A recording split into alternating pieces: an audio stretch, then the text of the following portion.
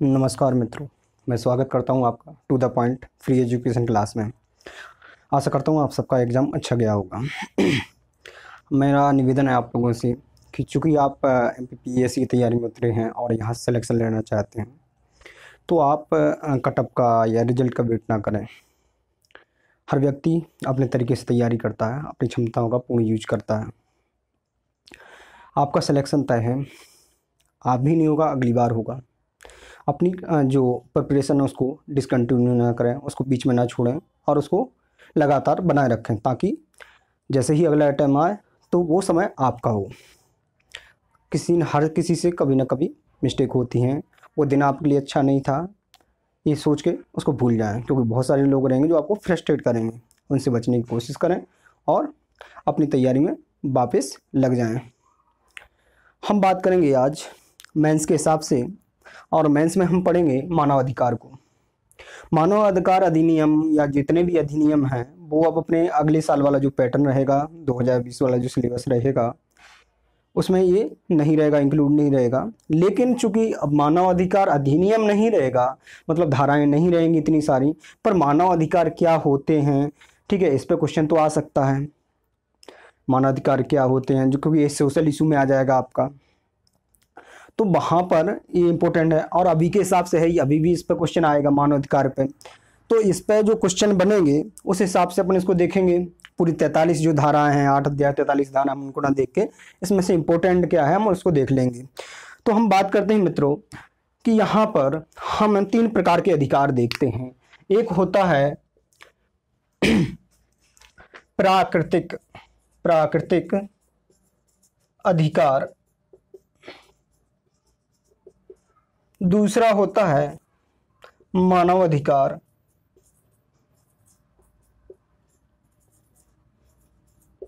और तीसरा होता है मौलिक अधिकार।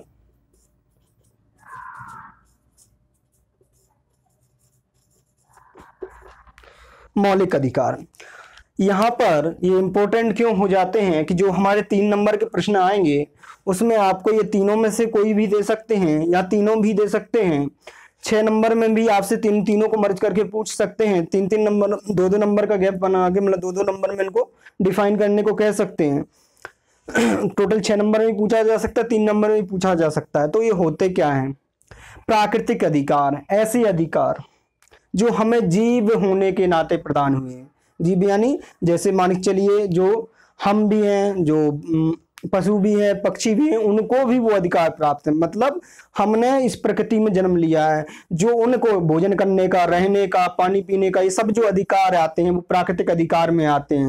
ये प्राकृतिक अधिकार का मतलब है जो जीव होने के नाते हमको, मतलब हमारे अंदर हम जीव है एक, तो हमें जीव होने के नाते जो अधिकार प्राप्त हुए हैं वो अधिकार क्या कहलाते हैं? प्राकृतिक अधिकार कहलाते हैं। और भैया मानव अधिकारों की बात करें तो मानव अधिकार वह अधिकार हैं जो हमें मानव होने के, जो जन्म से प्राप्त हैं, हमें मानव के रूप में जन्म लेने के कारण हमें जो अधिकार प्राप्त हुए हैं वो मानव अधिकार हैं। मानव अधिकारों को डिफाइन किया गया है एक तो 1948 का जो मैग्ना कार्टा है उसके द्वारा, जो 10 दिसंबर को अपन मनाते हैं, और एक पेरिस जो समझौता हुआ है या सम्मेलन हुआ था उसकी जो गाइडलाइंस हैं उसके अनुसार जो मानव अधिकार हैं। और इसमें आते हैं भैया आपके 3, कुल मिला के 4 आते हैं, जिसमें स्वतंत्रता का जो अधिकार है वो यहाँ पर सही से डिफाइन नहीं है, पर यहाँ पर जो अधिकार आते हैं उनमें आता है जीवन का, स्वतंत्रता का, समानता का और गरिमा का अधिकार आपके मानव अधिकार में आता है।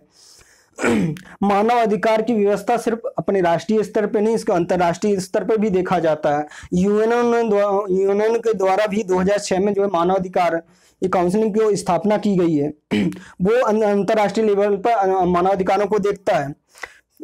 हम मौलिक अधिकारों की बात करें, मौलिक अधिकार ऐसे अधिकार हैं जो उस राष्ट्र की, उस क्षेत्र की जो सरकार है उसकी क्षमताओं पर निर्भर करता है कि वो अपने व्यक्तियों को कौन से अधिकारों को जो है मौलिक अधिकार में रखना चाहता है। जैसे हमारा जब संविधान लागू हुआ तो हम बहुत सारे अधिकार जो थे, जैसे शिक्षा का अधिकार है, उसे मौलिक अधिकार के रूप में शामिल नहीं कर पाए, क्योंकि हमारे राष्ट्र की क्षमता नहीं थी कि हम सबको फ्री एजुकेशन प्रोवाइड कर सकें।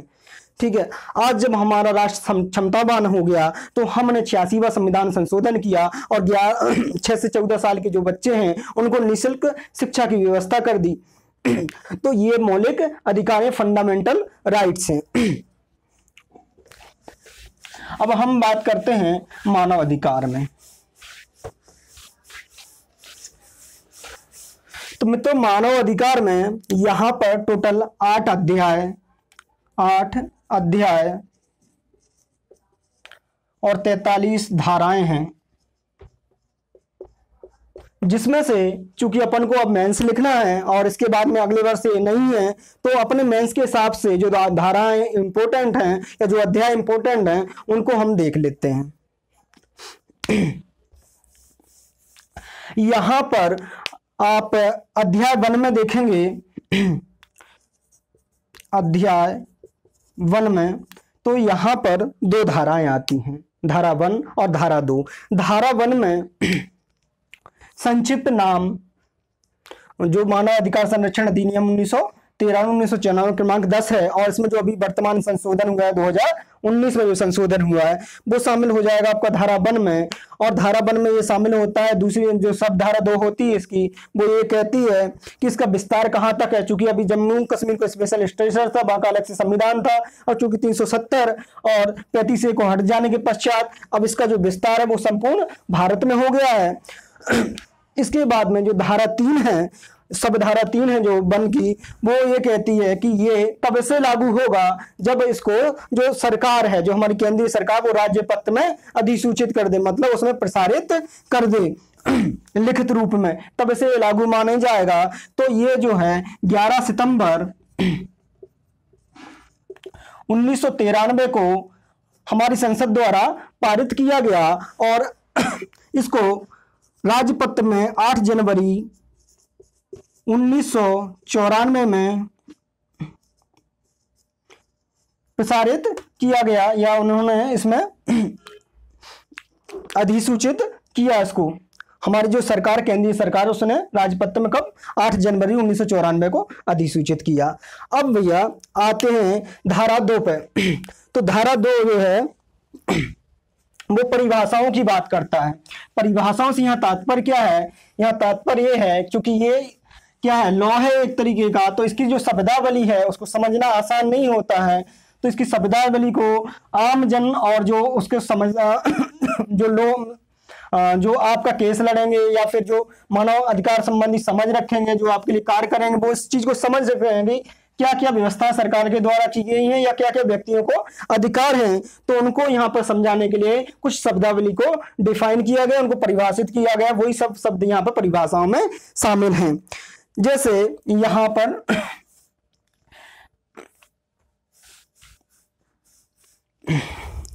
यहाँ पर जो हमारे सैनिक बल हैं उनके संबंध में विशेष प्रावधान किए गए हैं कि यहाँ पर हमारी जो सेना है, सेना से तात्पर्य क्या होगा, जो केंद्रीय बल हैं उसके साथ में जो हमारी जल, थल और वायुसेना है उसको यहाँ पर शामिल किया जाएगा।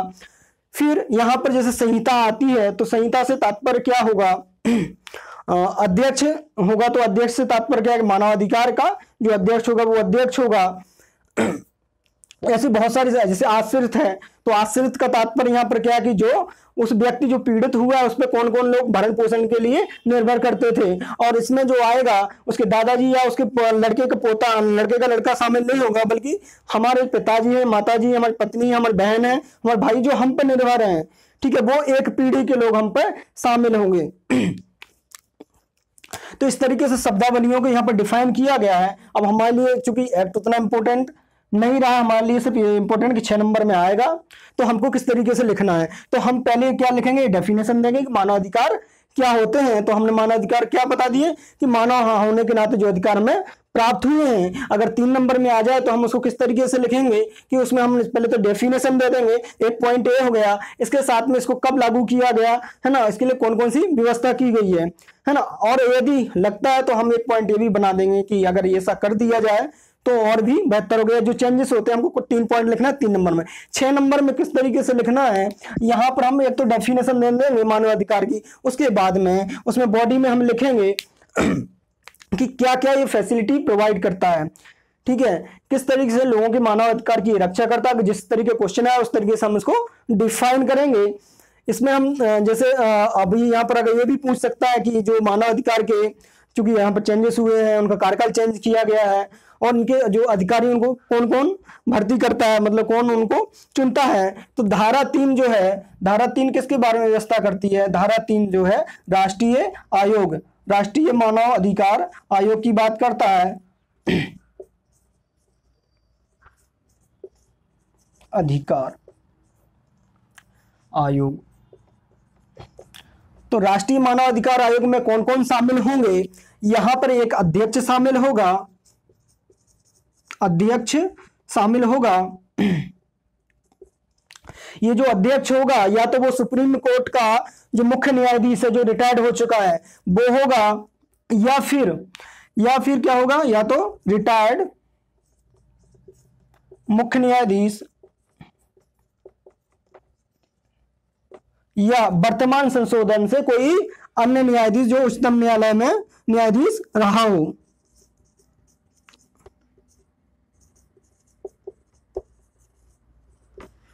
फिर भैया एक सदस्य होगा जो उच्चतम न्यायालय का ही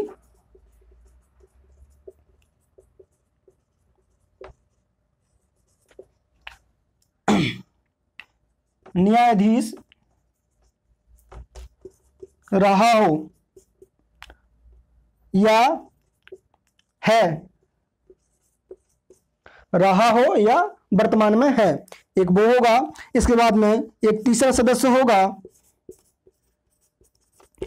जो उच्च न्यायालय है उसका न्यायाधीश रहा हो या उसका मुख्य न्यायाधीश रहा हो या है, ठीक है।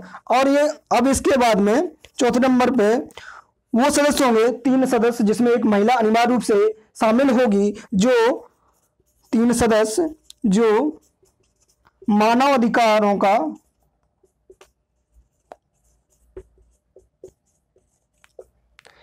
ज्ञान रखते हों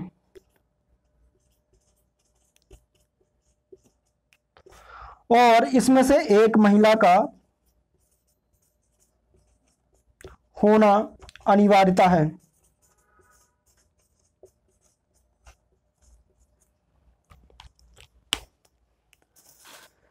तो भैया ये हो गया अपना, और इसके साथ में अन्य जो होंगे, जैसे जो अभी 3 और संशोधन इसमें हुए हैं कि धारा जो परिभाषा 2 आपने देखी थी, तो उसमें जो धारा का मतलब सब धारा जो खा के काम है जो है जो ये जो दिव्यांग आयोग है, दिव्यांग जन आयोग जो यहाँ का आयुक्त है उसको शामिल किया गया है खा के अंतर्गत, तो वो यहाँ पर संयोजित सदस्य होंगे। इसके अलावा जो आप छा में जाएंगे जहाँ पर सदस्य किए गए हैं, तो छा के का में जो है वहां पर पिछड़ा वर्ग जो है 1993 में उसको शामिल किया गया, उनके अध्यक्ष को शामिल किया गया है। फिर जा में आप जाएंगे तो वहां पर अल्पसंख्यक आयोग आ जाता है। जाके का में आप देखेंगे तो वहां पर आपका बाल संरक्षण आयोग 2005-2006 उसके अध्यक्ष को यहाँ पर शामिल किया गया है। फिर इसके बाद में झा में और झा के का में जो है अनुसूचित जाति अनुसूचित जनजाति आयोग के अध्यक्ष शामिल हैं, फिर महिला आयोग के अध्यक्ष शामिल हैं इसके बाद में यहाँ में। तो ये सब जो क्या होंगे यहाँ पर संयोजित सदस्य होंगे, कहाँ पर 12 खा से लेके यहाँ तक ये लोग संयोजित सदस्य होंगे। जब इनके डिपार्टमेंट से संबंधित कोई मामला मानव अधिकार में आएगा तो ये लोग वहां पर पैनल में बुलाए जाएंगे सलाह के लिए। अब आते हैं भैया धारा 4। धारा 4 क्या कहती है? अध्यक्ष तथा सदस्यों की नियुक्ति के बारे में प्रावधान किए गए हैं धारा 4 में। तो इसके लिए कौन कौन सी कमेटी है जो इनकी नियुक्ति करेगी, ठीक है। तो धारा 4 में इनकी नियुक्ति करने वालों में अगर राष्ट्रीय मानवाधिकार आयोग की बात कर रहे हैं अपन धारा 4 के अंतर्गत और धारा 21 के अंतर्गत अपन राज्य मानवाधिकार आयोग की बात करेंगे, तो हम दोनों को समांतर पे देख लेते हैं, धारा 4 और धारा 21। तो यहाँ पर आप देखेंगे कि जो प्रधानमंत्री हैं वो यहाँ पर अध्यक्षता करेंगे इस कमेटी की, प्रधानमंत्री, ठीक है, ये अध्यक्ष होंगे कमेटी की जो सिफारिश करेगी क्योंकि राष्ट्रपति बाद में इस पर साइन करेगा, तब जाके ये आयोग के सदस्य उनकी मुद्रा द्वारा, राष्ट्रपति की मुद्रा हस्ताक्षर द्वारा आयोग के सदस्य बन जाएंगे और अध्यक्ष की नियुक्ति हो जाएगी। यहाँ पर कौन रहेंगे? यहाँ पर मैन रहेंगे मुख्यमंत्री। मुख्यमंत्री क्या होंगे? अध्यक्ष होंगे धारा 21 में। और यहाँ पर दूसरा जो राज्य का गृह मंत्री है, सॉरी, ये यहाँ पर गृह मंत्री शामिल होंगे, यहाँ राज्य में गृह मंत्री, केंद्रीय गृह मंत्री यहाँ पर शामिल होंगे, केंद्रीय गृह मंत्री। और यहाँ पर जो शामिल होंगे वो होंगे राज्य के गृह मंत्री। फिर यहाँ पर लोकसभा अध्यक्ष,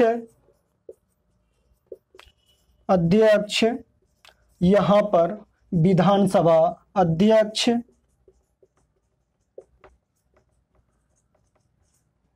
यहाँ पर लोकसभा विपक्ष के नेता और यहाँ पर विधानसभा विपक्ष के नेता। ठीक है भैया। और यहाँ पर अब चूंकि राज्यसभा है तो उस राष्ट्रपति चूंकि क्या है अपने सभापति हैं तो वो यहाँ पर शामिल नहीं होते। यहाँ पर कौन होंगे? राज्यसभा उपसभापति। और भैया जिन राज्यों में अगर विधान परिषद नहीं है तो ये सदस्य आगे के शामिल नहीं है, जहां पर शामिल होंगे जैसे अपने यहाँ प्रस्तावित है, ठीक है, तो यहाँ पर विधान परिषद के जो है कौन अध्यक्ष शामिल होंगे?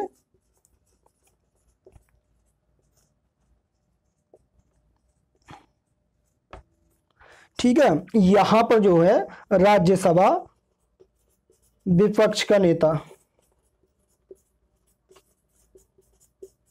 और यहां पर आ जाएंगे आपके विधान परिषद विपक्ष का नेता।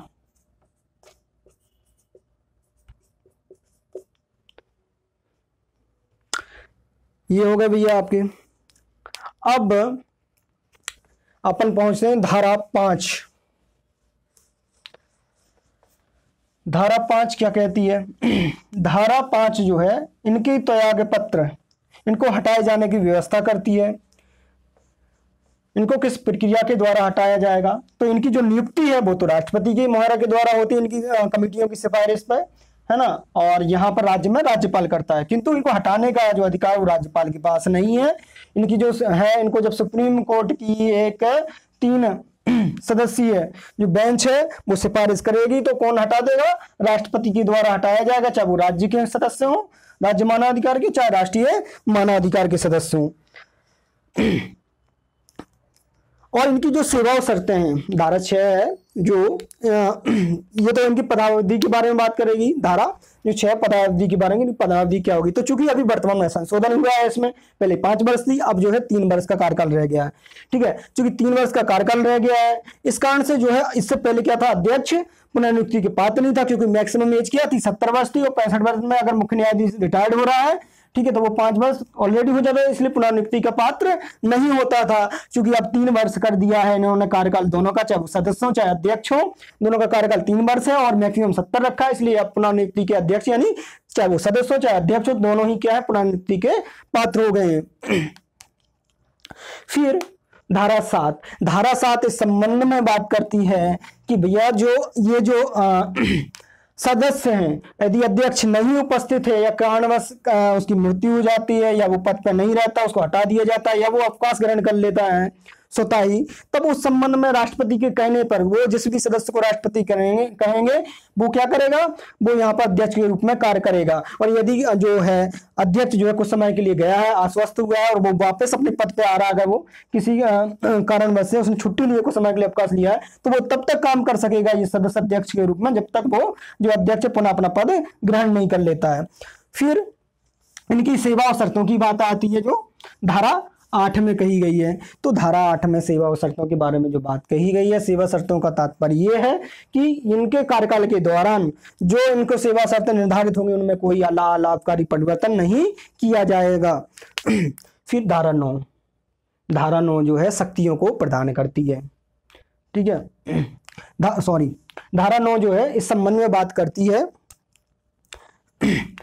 कि जो आयोग है, आयोग में अगर कोई पद रिक्त हो जाता है, कोई पद खाली रह जाता है, तो आयोग के द्वारा जो कार्य किए जाएंगे वो वैध होंगे, वो अवैध नहीं होंगे किसी भी रिक्ति के संबंध में। और धारा 10 जो है ये है कि भैया जो अधिनियम तो बन गया, लेकिन अधिनियम का जो आयोग है वो कैसे संचालन करेगा, उस संचालन के लिए नियम बनाने की शक्ति, उसके लिए जो प्रक्रिया है कि क्या अपनाई जाए,